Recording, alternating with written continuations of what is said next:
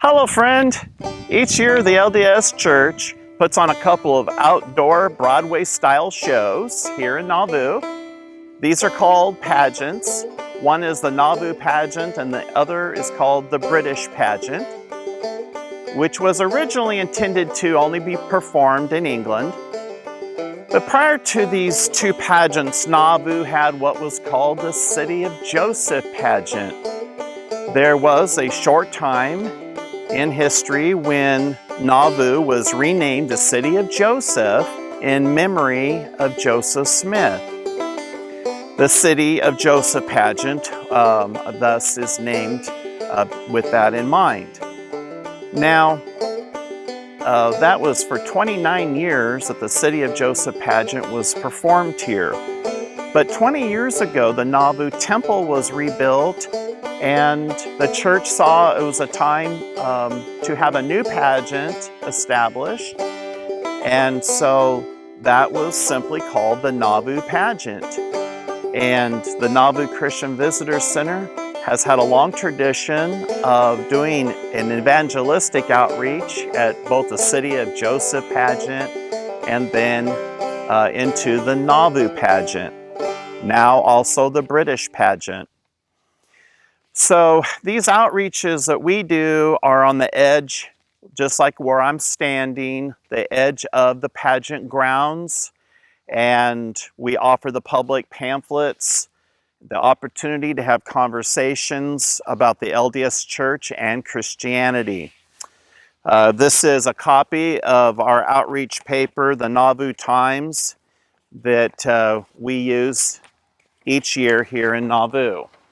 So the reason that we are doing this outreach is because we understand that these are more than just nightly entertainment for the people, for the public, but they are actually membership recruitment events. And our annual pageant outreach is conducted in order to show the other side of the coin, if you will, of Mormon history and their beliefs.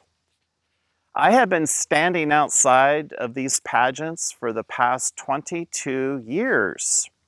After the pageant was changed to be the Nauvoo pageant, I started to publish a little tabloid newspaper, and we started to use that as our outreach publication. There was a Nauvoo pageant newspaper as well, but that was being used in the uptown shops and restaurants as a way to encourage people to come to the pageant. But at a certain point, years later, the pageant paper was brought down to the gates here where the entrance to the pageant is, right where we distribute our paper. So pageant staff members were instructed to begin offering families those papers and to emphasize that they were giving them the official pageant paper. And in a moment, you'll be offered something that is not from the church. Wink, wink.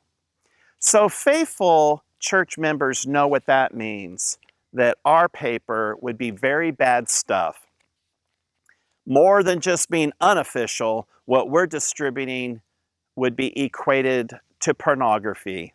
They would call it spiritual pornography. Now, staff members and other LDS members also continue to spread the idea that we're pretending to have a pageant paper, an official, like we have the official pageant paper, and that we're deceivers. We're trying to look like we have the pageant paper, and that's what we're distributing. But the LDS Church itself has created that confusion, and the pageant staff desire to make us look bad, and they want us to look like we're trying to trick the people, and they want many people to see us as deceivers. Many do fall for that charade, but we press on. So what is in our paper? Well, it's 16 pages of articles presenting a Christian perspective of the Book of Mormon and the issue of temples, contrasting the Jewish temple of the Bible with the Mormon temple. There's an article about the LDS church and its racial teachings. There's one explaining the reliability of the Bible. And there's a page that contains quotes of Joseph Smith, the founder of the LDS religion. I must say it's a very interesting paper. And the information is backed up with many references to both the Bible and to Latter-day Saint sources, so that people can make up their own mind on the various issues. A good news presentation of the gospel is made on the back page, contrasting man-made religion with the eternal message of salvation that is found in the Holy Bible. As for our outreach at the summer pageants, we were also happy this year, as is the case every year, to have many conversations with members of the public and with members of the Church of Jesus Christ of Latter-day Saints.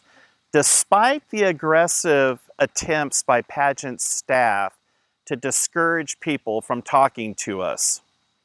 This year, attendance was lighter than normal, but there were 9,000 teenagers who were here for church youth retreats, and they helped to increase the attendance of the pageant performances. Now, for the first time, there were signs put up this year warning the people about our presence as they approached the crosswalk where we stand. The first sign stated, "You may encounter offensive behavior while crossing the street." Now, since two sister missionaries were always standing in the street guiding the pedestrians across, we had to wonder if they were telling dirty jokes or using foul language.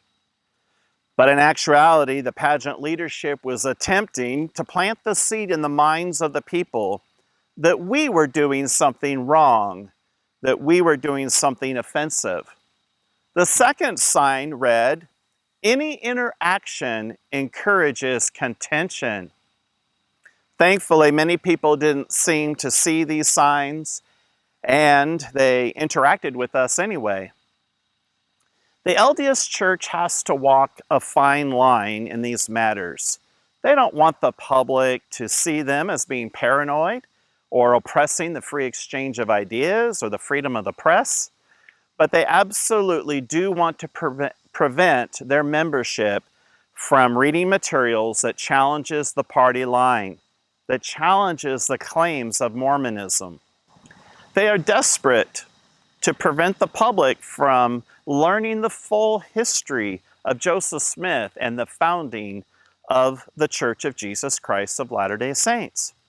Some might say we're picking on the Mormons, that we are anti-Mormons. But our perspective is that Joseph Smith first attacked all other churches and those that belong to them, those that hold to the Christian creeds, as he claimed to be restoring the truth within his organization, established April 6, 1830. The scripture directs us as Christians to defend the faith, and that is how we see our activity at the pageants. We are defending the Christian faith, and we're informing the public as to the differences between Mormonism and Christianity. We do not try to stop people from watching the pageants or from reading the Book of Mormon. We believe that if everything is laid out on a table, so to speak, then the truth will become clear. Take a look at both sides, both perspectives. Come to your own conclusions.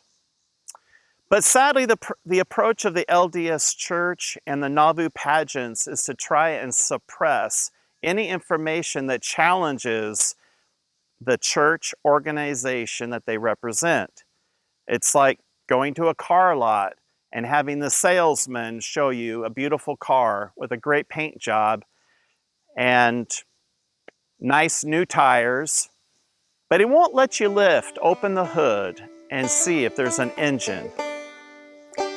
Please like this video, subscribe to our channel, and let me know in the comment section below what you thought of today's video. God bless.